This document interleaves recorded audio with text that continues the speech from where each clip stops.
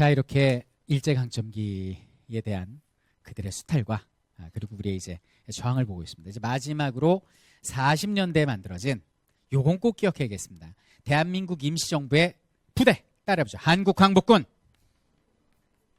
여기는 한국광복군은 영국군과 함께 인도 미얀마 전선에서 활약을 해요. 주로 대적회의방송, 암호해독, 포로신문 이런 역할을 하는데 2차 세계대전이 연합군의 승리로 돌아간 이유가 뭔지 아십니까? 바로 한 영국인 과학자의 수학자의 발명품 때문이에요. 그 사람이 앨런 튜닝. 이게 튜닝 머신이라고 당시 독일군의 정보를 정확하게 암호로 해독하는 기계예요. 그래서 암호 해독을 한 뒤에 처음엔 참았대요. 왜냐하면 독일군이 칠 곳을 미리 방어하면 암호 해독당했나? 눈치챌 거 아니에요. 그래서 암호를 해독한 이후에도 우리 아군이 공격당하고 무고한 시민들이 죽어가는 모습을 바라봐야만 했어요. 튜링은. 그러다가 결정적인 작전 한 방에 이 기계가 이제 활약을 보이죠. 그게 바로 들어보셨죠? 미드웨이 해전이랄지 노르망디 상륙 작전. 이게 바로 튜링 머신 때문인 거예요. 그래갖고 2차 세계대전 때 이긴 거죠. 그러니까 우리 한국광복군이 정보전에서 활동했다는 건 정말 대단한 것이고 마치 미션 임파서블에 나오는 톰 크루즈 역할을 했다. 이렇게 보시면 됩니다. 그리고 나중에는 1945년에는 미국 CIA의 전신인 OSS의 특수훈련을 받고 전투훈련도 받아요. 그래서 1945년 10월에 잠수함을 타고 국내로 진입해서 적들과 교전하려는 계획도 세웠으나 안타깝게도 핵기밀이 떨어지는 바람에 8월 15일 날 광복이 됐어요. 그러니까 훈련만 하고 뜻을 이루지 못한 안타까운 부대가 바로 한국광복군이 되겠습니다. 자, 이렇게 해서 이제 일제강점기에 전반적인 그들의 수탈과 우리의 저항을 봤어요. 자, 이런 상태에서 이제 일제가 망합니다. 일본이 어떻게 망하는가를 보도록 하겠습니다. 미드웨이 해전이랄지 노르만디 상륙 작전으로 사실상 연합군의 기세가 어떤 승리의 흐름을 탔고요.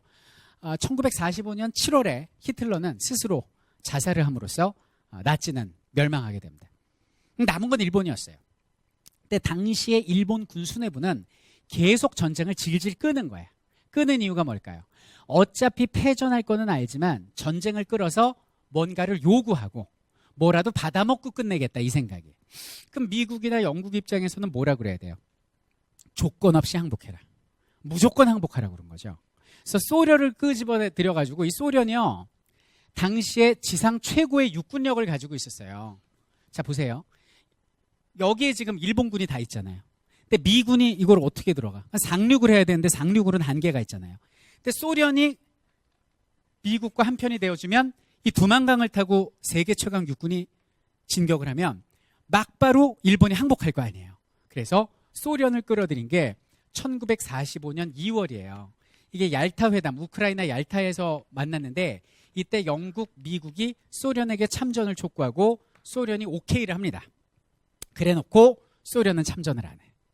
정말 얄미워요. 그래서 얄타예요. 왜 참전을 안 할까? 간 보고 있는 거지. 아직까지 누가 이길지 모르는 거죠. 싹 간 보고 있는데 1945년 8월 6일 날 8월이 됐어요. 미국에서 최초의 핵실험을 하게 됩니다. 일본 상공에서 시행이 돼요. 왜냐하면 미국의 명분은 뭐냐면 당시 미국군이 육지로 상륙했을 때 약 100만 명의 미국 군인이 목숨을 잃을 거라는 계산이 나온 거죠. 그러니까 우리는 어쩔 수 없이 원자탄을 떨어뜨릴 수밖에 없다. 이게 미국의 명분이었어요. 그래가지고 이제 후보지를 고르기 시작합니다. 어디에 떨어뜨릴까 고르기 시작하는데 그 후보지에 나온 것이 히로시마, 교토, 그리고 니가타, 나가사키 이런 곳들이 다 후보지로 올랐어요.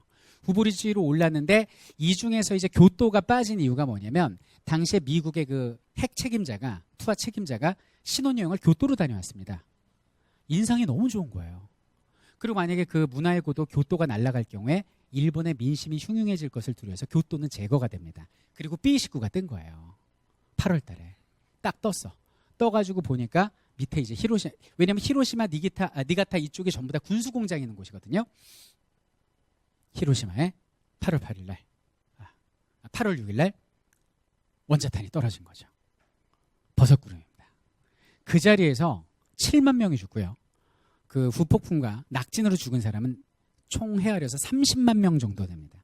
그리고 나서 핵 떨어지자마자 바로 소련이 참전을 해요. 이틀 뒤에 바로 참전. 정말 얄미운 거죠. 그래서 소련군이 바로 만주로 진격을 하게 되고요. 그 진격하는 8월 8일 날 굳이 떨어뜨리지 않아도 될 두 번째 폭탄 B-29가 뜹니다. 이게 문제죠. 이걸 떨어뜨릴 이유가 없잖아요. 무고한 사람을 왜 죽여? 이거는 정말 핵실험이었어요. 딱 가고 떨어뜨리려고 봤더니 날씨가 안 좋아서 구름이 뒤덮인 거예요. 안 보여요. 그럼 이게 떨어지면 이게 바다인지 산인지 알 수가 없잖아. 그래서 어떡하지 그러다 야 돌리자. 제일 가까운 데 어디냐? 나가사키. 이렇게 된 거죠. 하고 나가사키로 갔어. 나가사키로 갔는데 거기도 구름이 덮여갖고 안 보여.